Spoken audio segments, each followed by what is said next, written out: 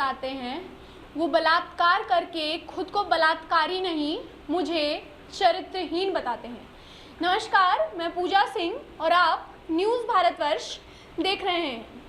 सुशासन की सरकार में एक भी ऐसा दिन नहीं गुजरता जब आप किसी के बलात्कार की खबर नहीं सुनते हैं।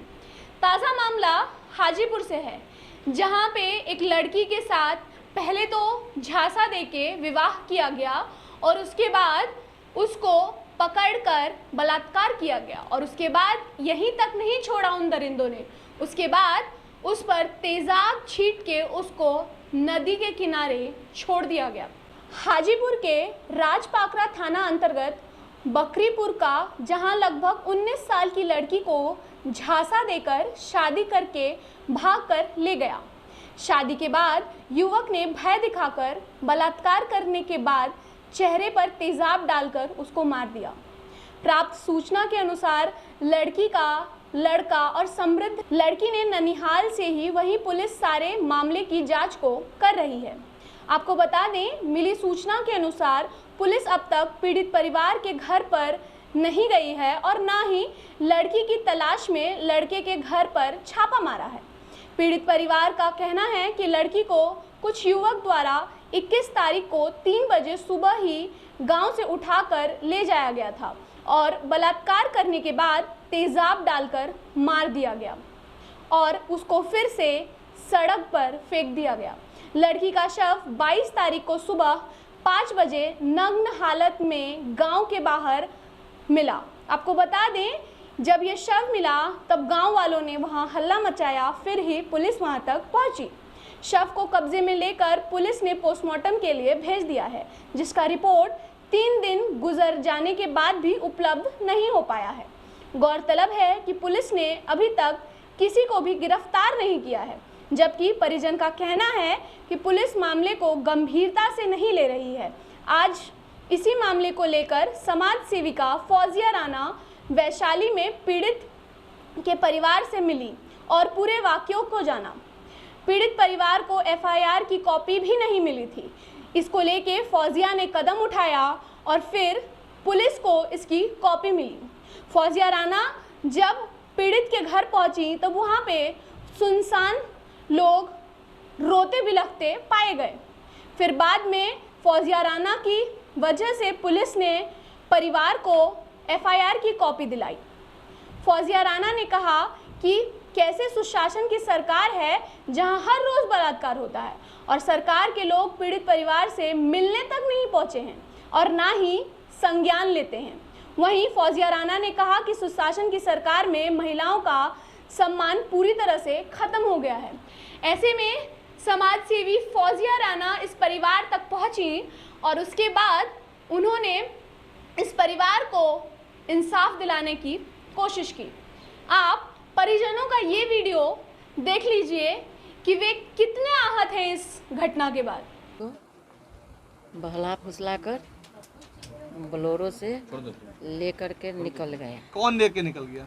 हमको पता नहीं कि कौन लेके निकल गया। बाद में पता चला कौन थे वो लोग? नहीं, वो भी अभी तक पता नहीं चला है। प्रशासन क्या कह रहा है इसमें? प्रशासन तो केस किए हैं, तो अभी तक कोई सुनवाई नहीं है। प्रशासन पूछताछ के लिए आई थी आपके पास? नहीं आए। कोई ये सारी अभी नहीं हुई है? नहीं। अभी आप लोग आगे क्या करने वाले हैं? हम लोग यही चाहते हैं कि मेरी बच्ची को जिस ढंग से अति हुआ है उस ढंग से उसको भी कुछ कार्रवाई किया। मालूम चला है कि जब लड़की जो गई थी यहाँ से तो उसने शादी भी की थी। हाँ, शादी करके और उसके 4 बजे शायद। कौन लड़का था जो जिसके साथ उसका अफेयर था? शादी वो की थी? ऐसे पहले से कोई अति ना, लेकिन कुछ पता चला कि सोटेक जो कि रेलवे को टिकट जो कटाया था उसमें नाम निकला सनोज कुमार। कहाँ के रहने वाले सनोज कुमार, इससे कोई जानकारी है? वो रहमापुर का है। यानी आपकी लड़की को लेके वो भागने वाला था जबलपुर? हाँ, ऐसे पहले से नहीं पता था, लेकिन एक ऐसा वो किया। अच्छा, तब जानकारी मिली जी। कितनी उम्र थी लड़की की? 19 साल। 19 साल की। घर से और क्या क्या लेके गई है आपकी बच्ची? मेरी बच्ची ले गई है टीका, 4 गो चूड़ी और 2 गो कान में का, 1 पायल, मैंने 11 थान गहना लेकर के पार। बताया जा रहा है कुछ पैसे भी लेके गई हैं। 45,000 रुपया। 11 भर सोना 11 भर सोना है। कब सूचना मिली कि उनकी कहीं डेड बॉडी है, ये कब आपको मिला? बस 21 के रात में मैंने सवेरे 3 बजे निकली, 22 का मैंने 5 बजे पूरा सूचना मिल गया। तो आपने देखा कि परिजन किस कदर आहत हैं और पुलिस से उनको कितनी सारी शिकायतें हैं। इसके बाद फौजिया राणा सामने आई, उन्होंने पुलिस अधिकारियों से बात किया और फिर इस मामले को सुलझाने की कोशिश की। जो एफआईआर की कॉपी परिजनों को नहीं मिली थी उसे दिलाने का काम किया और फिर इन लोगों से बात की। पहले आप फौजिया ने मीडिया से क्या कहा इस बारे में सुन लीजिए। जिसको सवेरे वो बच्ची गायब हो गई थी, अकॉर्डिंग टू इनके कि कैश और काफ़ी कुछ ज्वेलरी वगैरह जो भी उसकी चीज़ें थी, उसकी 19 साल उम्र थी, वो चली गई थी, वो लापता थी। इन्होंने पुलिस में केस भी दर्ज किया था कि बच्ची हमारी लापता है।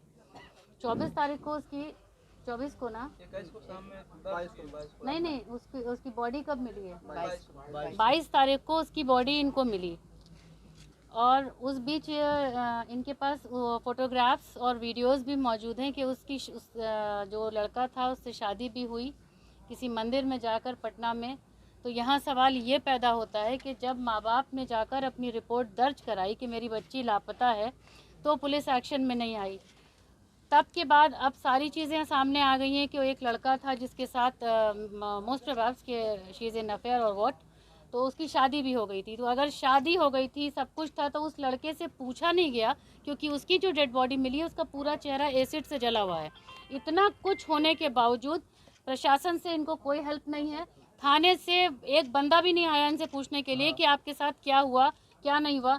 कल ये फिर जाते हैं और ये कहते हैं कि एफआईआर की कॉपी चाहिए, रिसीविंग चाहिए एफआईआर की, तो उन्होंने कहा वो अभी है नहीं, चले जाइए। तो इस किस्म का जो ये हाल हो रहा है सुरक्षा को, सिक्योरिटी, तो क्या मकसद है इसका और किस क्या लगता है कि थाना में मिली भगत है क्या उनके साथ? अब ये तो अब हम यहाँ से थाने जा रहे हैं और उनसे ये पूछना है कि एफआईआर की कॉपी कहाँ है, जो आपने दर्ज किया था वो सामने आनी चाहिए इनके फादर को। और जब उस अभियुक्त का पता चल गया कि उसने शादी की थी, शादी करने के बाद अगर लड़की की बॉडी मिलती है तो लड़के से पूछताछ होनी चाहिए ना। अब तक लड़का हिरासत में नहीं है तो कहीं ना कहीं तो ये थाने के लोग सोए रहे हैं या व्हाटएवर जो भी है, तो वहाँ जाके पता चलेगा ना। लेकिन ये एक ऐसा हालात है, एक ऐसी स्थिति है जो बहुत ही खतरनाक है और इससे ये पता चलता है कि जंगल राज इसी को कहते हैं। क्या कुछ कहेंगे इसके? इन्होंने एफआईआर की थी जिसकी रिसीविंग इनको दिया नहीं गया था। अभी ये रिसीविंग इनके पिताजी के हवाले हो गई है, उस बच्ची के जो फादर हैं ये, और ये इनको रिसीविंग मिल गई है। यहाँ पर जो नौशाद साहब हैं, जो नौशाद साहब SHO हैं, उन्होंने बताया कि कुछ टेक्निकल भी वो लोग इंफॉर्मेशन कलेक्ट कर रहे हैं, तो इसमें 2-3 दिन का उन्होंने समय मांगा है।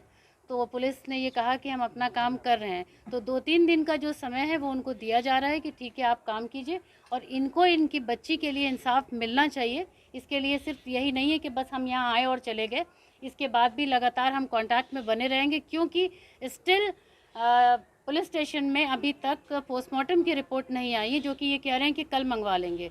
कल ये मंगवा लेंगे, 2 दिन इन्हें और चाहिए टेक्निकल जो भी ये अपनी इन्फॉर्मेशन कलेक्ट कर रहे हैं। उसके बाद फिर हम लोग यहाँ पर इनसे पूरी जानकारी लेते रहेंगे कि आगे क्या करना है। लेकिन हमें पूरी उम्मीद है कि अगर इस तरह से सब एकजुट रहेंगे तो इनको इंसाफ ज़रूर मिलेगा। और फौजिया राणा हर उस जगह है जहाँ लोग आवाज़ नहीं सुनते, शासन या प्रशासन जब कान में रुई डाल के बैठ जाती है तो वहाँ एक आम नागरिक की जिम्मेदारी बनती है कि वो निकल कर आए और हक और इंसाफ की बात करे। टेक्निकल का हवाला देते हुए मैम, प्रशासन ने भी कहीं भी जाके गश्ती नहीं की, कहीं भी कुछ पूछताछ नहीं की, इसको लेकर मैम क्या कहें? हाँ, मैंने ये बात उनसे कही तो उन्होंने कहा कि नहीं, अभी मुझे 2 दिन का समय। जब 2 दिन का समय वो खुद नौशाद साहब मांग रहे हैं तो उनको हम 2 से 3 दिन का समय देते हैं। उसके बाद फिर उन पर प्रेशर बनाया जाएगा कि आप जल्द से जल्द इसको इन्वेस्टिगेट कीजिए। लेकिन जहाँ तक मैंने भी इंक्वायरी की है तो अभी तक उस अभियुक्त के घर में ना पुलिस गई है ना कोई इन्वेस्टिगेशन हुआ है। लेकिन इनका कहना है टेक्निकल, तो पॉलिटिकल लोग भी आए हैं क्या इनके परिवार से मिलने? आपने ये जवाब तो इनके पिताजी हैं साथ में। सुशासन की सरकार में दरवाजे पर नहीं आया। सुशासन की सरकार में एक और बलात्कार हुआ है, क्या कहना चाहेंगे सुशासन की सरकार पर? बस यही कि बदलना है, ये तय कर लीजिए कि बदलना है। जहाँ पर इज्जत आबरू सब खतरे में हो जाए, ऐसी सरकार और डर के साए में नहीं जीना है। मैम, इन दिनों 2 हालात हो गए हैं। पिछले दफा 50 वर्ष की महिला के साथ हुआ, इस बार एक बच्ची के साथ बलात्कार हो जाए, आज दिन बिहार में ये चीज देखने को मिल रहा है, उसके लिए क्या कुछ कहेंगे सरकार नहीं, को? ये दूसरा है। और एक तीसरा, अभी मैं यहीं पर हूँ तो मुझे इन्फॉर्मेशन मिल गई है, एक और जहानाबाद मसौड़ी की तरफ एक हुआ है, वहाँ पर भी इसी तरह की एक घटना सामने आई है। तो ये तो अब रोज़ का सिस्टम हो गया है, रोज़ कुछ ना कुछ सामने आ रहा है। और अगर इस पर भी कोई ये दावा करता है कि ये सुशासन है तो हम अपराधियों के बीच में प्रशासन का भय खत्म हो गया है। बिल्कुल ख़त्म हो गया है। वो बिल्कुल छुट्टा घूम रहे हैं, उनको लग रहा है कि कहीं ना कोई कहीं सख्ती इनको नहीं आरक्षण है। मिल रहा है क्या इन सब सुशासन की सरकार से? हाँ, इसके लिए तो मैं ज़रूर कहूँगी कि किसी भी शहर के जो बदमाश जो गुंडे होते हैं वो बुरे नहीं होते हैं, बल्कि दुलार करके हुकूमत बिगाड़ देती है। अगर सख्त कार्रवाई हो, सज़ा हो तो उनके हौसले पस्त हो जाएंगे। ये शेल्टर देने का काम जो होता है, यही बर्बादी की जड़ है। आपने देखा कि फौजिया राणा ने कैसे इस परिवार की मदद की एफआईआर की कॉपी को पाने में। और साथ ही में आपको बता दें कि फौजिया का ये पहली बार नहीं था कि उन्होंने किसी गरीब गुरबा की मदद की हो। फौजिया राणा ऐसी समाज सेवी हैं जो पूरे बिहार में अनगिनत ऐसे काम कर चुकी हैं, और साथ ही में वे ये भी दिखा रही हैं कि चाहे कोई भी हो, किसी भी कौम का हो, वो उसकी मदद ज़रूर करती हैं। और साथ ही में आपको बता दें कि सुशासन बाबू की ये सरकार क्या कर रही है, इस पे आए दिन फौजिया सवाल उठाते आ रही हैं। साथ ही में अगर आपको हमारा ये वीडियो कैसा लगा, ये हमें कमेंट सेक्शन में ज़रूर बताइए। अगर आप हमारा ये वीडियो फेसबुक पे देख रहे हैं तो हमारे पेज को लाइक कीजिए। अगर आप हमारा ये वीडियो यूट्यूब पे देख रहे हैं तो हमारे चैनल को सब्सक्राइब कीजिए। साथ ही में बेल आइकन को दबाना ना भूलें। आपका ये वीडियो देखने के लिए बहुत बहुत धन्यवाद।